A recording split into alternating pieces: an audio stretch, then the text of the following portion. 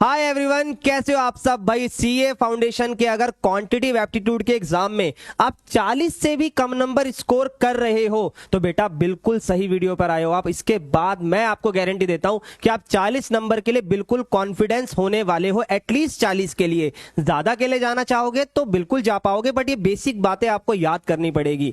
अब पहली चीज अगर मैं आपसे बात करूं कि अगर आप 40 से कम नंबर ला रहे हो तो भाई सबसे पहली चीज ये बात सोचने वाली है, क्योंकि 40 नंबर लाना बहुत ज्यादा इजी है। बट सर इजी तो है पर नहीं ला पाया तो मेरे अंदर कहीं ना कहीं कोई तो दिक्कत है। बिल्कुल, सबसे पहली चीज अनप्लान स्टडी। आप सिर्फ पढ़ रहे थे, सारे चैप्टर को पढ़ रहे थे, बट अगर आपने इस सीक्वेंसिंग में पढ़ा होता, चैप्टर को थोड़ा सा समझा होता तो शायद आप कर पाते। सर किस सीक्वेंसिंग की बात कर रहे हो भाई? आप बात कर रहे हैं कि अंडरस्टैंड द सिलेबस। सबसे पहले जो जरूरी चीज है वो है अंडरस्टैंड द सिलेबस। एक सेकेंड, इसका कलर चेंज करते हैं। भाई सबसे पहले आपको अपने सिलेबस को समझना जरूरी है। ऐसा मत करो कि आप लोगों ने सीधा बुक उठाई, मैथमेटिक्स उठाई, पहला चैप्टर पढ़ना शुरू कर दिया। नहीं, ऐसा मत करो। अगर 40 से कम नंबर आ रहे हैं तो कुछ चीजों के बारे में सोचो। सर कैसे? देखो, सबसे पहले आपने सिलेबस को समझना है कि मेरा क्या सिलेबस है। मैथ्स के अंदर 8 चैप्टर है, लॉजिकल रीजनिंग में 4, और फिर आपके 6 चैप्टर स्टैटिस्टिक्स के अंदर आते हैं। बेसिक सी चीज है, एक एक डिटेल में अगर बोलोगे तो वो भी बता दूंगा, पर पहले अभी वीडियो को थोड़ा सा छोटा रखते हैं ताकि आपको चीजें समझ में आ पाए। दूसरा, आपको हाई वेटेज वाले चैप्टर उठाने हैं। पर आपने हर वीडियो में सुना होगा high weightage high weightage high weightage, पर मैं कहूंगा आप हाई वेटेज को भी इग्नोर कर दो तो इजी चैप्टर्स उठाओ। और इजी चैप्टर कैसे उठाने, बहुत तसल्ली से सुनना, सब चीजें लिख कर लाया हूं मैं आप लोगों के लिए। लॉजिकल रीजनिंग आप सबसे पहले उठाओ। सर मैं क्यों बोल रहे हो आप ये वाली बात हमें? बेटा देखो, लॉजिकल रीजनिंग आती है 20 मार्क्स की, सिर्फ 4 चैप्टर है, हर चैप्टर से 5 क्वेश्चन आपके आते हैं, और ये 5 क्वेश्चन जो हर चैप्टर से आते हैं one of the easiest one होते हैं आपके एंटायर सिलेबस में से।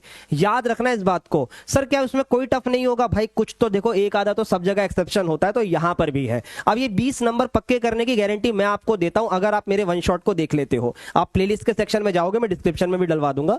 प्लेलिस्ट के सेक्शन में आपको मैंने इन चारों चैप्टर के बेहतरीन वन शॉट दे रखे, और इससे अलग आपके एग्जाम में क्वेश्चन बनता नहीं है अगर आप उन्हें देख लेते हो। उनको कैसे करना है, उनकी क्या ट्रिक्स रहने वाली है, सबकी बात मैंने उसके अंदर करी है, इवन क्वेश्चन प्रैक्टिस के साथ।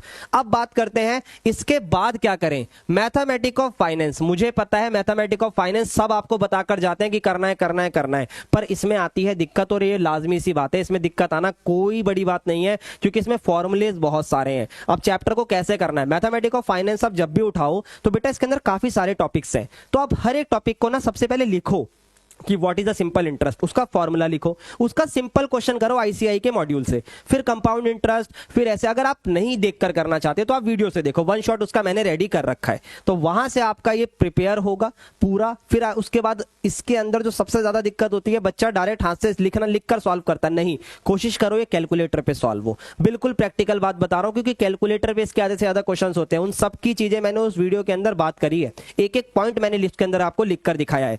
ये आपके 14 नंबर का होता है। मुझे पता है कि अगर अभी आपके 40 में से कम नंबर आए तो आप 14 में से 14 तो नहीं लेने वाले, तो हम बहुत लो पर रखेंगे चीजों को।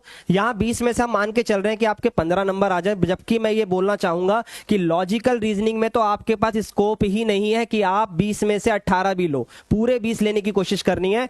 वहीं आपके एमओएफ के अंदर आप 10 नंबर के अराउंड स्कोर करने के बारे में सोचो। फिर इंडेक्स नंबर आपका 5 नंबर का होता है। देखो चैप्टर और भी है, कोरिलेशन, रिग्रेशन, मैं उनकी बात ही नहीं करने वाला, मैं सिर्फ इन चैप्टर्स की बात कर रहा हूं। अपने 10 से 12 दिन 15 दिन का टाइम टेबल बनाओ और उसके अंदर सिर्फ इन चैप्टर्स को करो, किसी और पे जाने की जरूरत ही नहीं है। इसके बाद आप एटलीस्ट 40 से ऊपर जाने के लिए रेडी हो। इंडेक्स नंबर आपका 5 नंबर का होता है। सर ये 20 से 25 क्या लिखा है? बेटा देखो ये 20 से 25 है क्योंकि चीजें वेरिएबल रहती है, कोई फिक्स क्राइटेरिया हमें बताया नहीं गया है। स्टैट्स थ्योरी 2 चैप्टर हैं आपके, एक statistical description of data sampling के साथ, और मेजर ऑफ डिस्पर्जन आपके सेंट्रल टेंडेंसी के साथ। तो बेटा ये पूरा मिला के 20 से 25 नंबर का आता है, और ये थ्योरी ऐसी चीज है ना कि सुनकर याद हो जाती है। मैं वन शॉट लाने वाला हूं, उसका वेट करना उसका, तब तक ये बाकी चैप्टर कवर कर लो। एक सेकंड, ये मिट गया भाई। हाँ, बाकी चैप्टर कवर अप कर लो, बाकी चैप्टर कवर अप कर लो, और इसके बाद जब ये थ्योरी आएगी तो वहां से आपके 20-25 नंबर पक्के होने वाले हैं, ये मैं गारंटी दे रहा हूं आपको। और 20 ना सही, अगर 10 वहां आ जाए, 20 यहां पे, 10 यहां पे, बेटा 40 से तो आराम से पार कर पाओगे आप।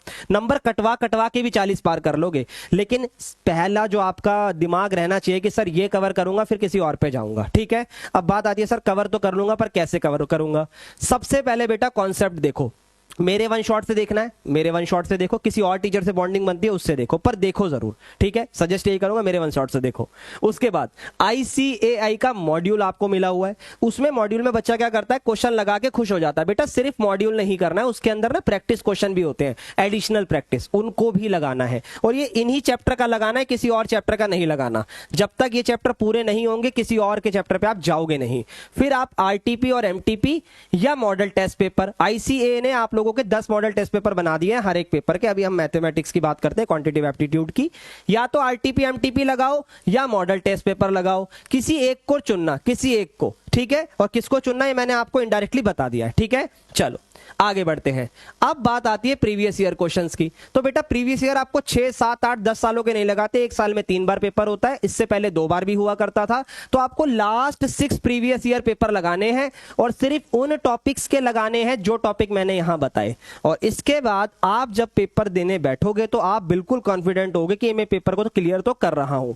100 में से 70 नहीं आ रहे हैं, 80 नहीं आ रहे हैं, 60 भी नहीं आ रहे हैं, लेकिन 40 से कम भी नहीं आ रहे हैं। तो आई थिंक आपको सारी चीजें इस वीडियो में समझ में आ चुकी हैं। और अगर आप रेडी हो तो कमेंट में लिख के जाओ, yes we are all set. मिलते हैं बेटा किसी और नेक्स्ट वीडियो में। Bye bye and take care guys.